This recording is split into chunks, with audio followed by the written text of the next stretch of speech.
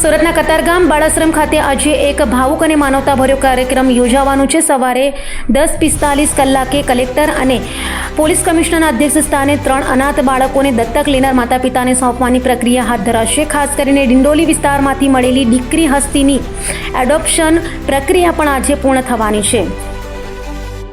સુરતના કતારગામ બાળાશ્રમ ખાતે આજે માનવતાને સ્પર્શતો કાર્યક્રમ યોજાઈ રહ્યો છે, જેમાં 3 અનાથ બાળકોને દત્તક લેનાર પરિવારોને સોંપવાની કાર્યવાહી કરવામાં આવશે।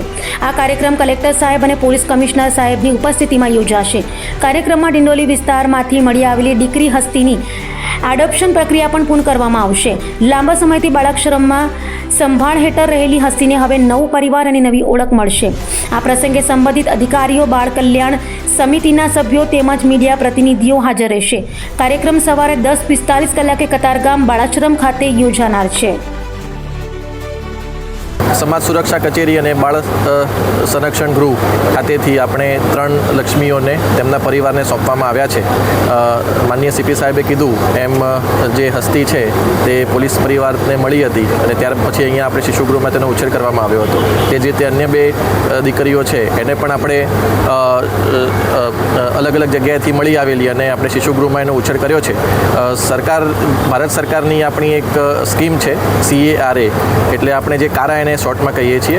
કોઈ પણ વાલીને જ્યારે કોઈ દત્તક સંતાન જોઈતું હોય તો તે કારા ઉપર રજિસ્ટ્રેશન કરાવી શકે છે અને આખી પ્રોસેસ જે છે એ બહુ લાંબી પ્રોસેસ છે। અમે દરેક જે બાળક છે એનું રજિસ્ટ્રેશન આ સોફ્ટવેર ઉપર કરેલું હોય છે। એ વાલી પોતે એ બાળકની વિગત જાણી શકે છે। ત્યારબાદ એ વાલી વારસ જે છે એ ખરેખર એને ઉછેરવા માટે સક્ષમ છે કે નહીં એ તમામ બાબતોની ખાતરી કર્યા પછી જ એ આપણે બાળક જે છે એ વાલીને સોંપવામાં આવે છે। એટલે બહુ પારદર્શક પ્રક્રિયાથી અને બહુ જે કહેવાય કે એક્ઝોસ્ટિવ પ્રોસેસથી આપણે બાળકને આપણે પરિવાર નવો સોંપીએ છીએ કે જેથી એ ભવિષ્યમાં એ જે ઘરે જાય તો તેનો સારો ઉછેર થઈ શકે। એટલે હું તમામ જે પણ દત્તક લેવા માગતા પરિવારો છે તેમને હું વિનંતી કરું છું કે તમે આ કારા જે વેબસાઇટ છે તેના ઉપર રજિસ્ટ્રેશન કરાવો અને પછી આગળની પ્રોસેસ કરો। અને જેમ સીપી સાહેબે કીધું કે ઘણા બધા વાલીઓ જે છે એ આ રીતે બાળકોને અહીંયા અલગ અલગ જગ્યાએ છોડીને જતા રહે છે, એમને પણ વિનંતી છે કે જો એવું હોય તો તમે અહીંયા બાળ સંરક્ષણ ગૃહમાં આવીને છોડો કે જેથી તેની કાળજી થઈ શકે।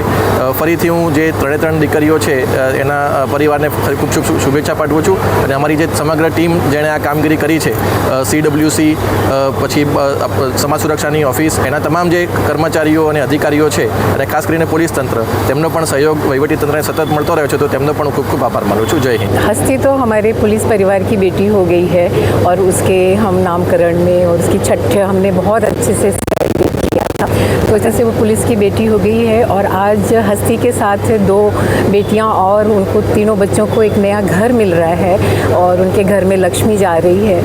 तो और बेटियां तो घर की खुशियां होती हैं और समाज की शक्ति होती है, भविष्य की आशा होती है। और आज आपके माध्यम से मैं ये ज़रूर कहना चाहती हूँ कि एडॉप्टेशन को आप दया ना समझें, कोई भी उसको दया ना समझे, क्योंकि हर बच्चे को जो जन्म लेता है ना, उसको एक परिवार, एक खुशी, एक उसका वो हक होता है, तो वो उसको मिलना ही चाहिए। और एडॉप्टेशन तो प्रेम का एक बहुत ही सुंदर रूप है, प्यार का एक बहुत ही सुंदर रूप है।